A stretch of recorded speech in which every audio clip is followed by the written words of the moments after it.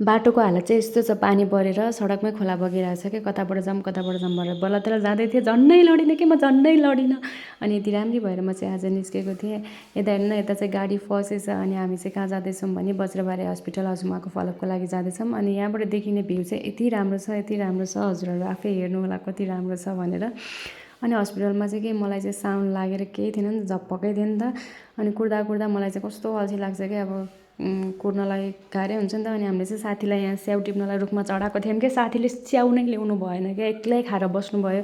अनि तपाईँको स्याउ तपाईँ नै खानुहोस्, तपाईँ नै घिच्नुहोस् भनेर हामी चाहिँ चल्दियौँ कि फर्किदियौँ। अनि फर्किदिइसकेपछि चाहिँ अनि यहाँबाट देखिने भ्यूहरू चाहिँ यति राम्रो थियो, यति राम्रो थियो। अनि यति राम्रो भ्यूमा अनि यति राम्री मान्छे, राम्री त छैन है, त्यतिकै गफ लागिदिएको। अनि पानी पर्न लागिसकेको यता बादलहरू लागेर चारैतिर होइन। अनि सडकमा खोला बग्नुको फाइदा चाहिँ के रहेछ भने मलाई आज आएर थाहा भयो क्या, कति रमाइलो।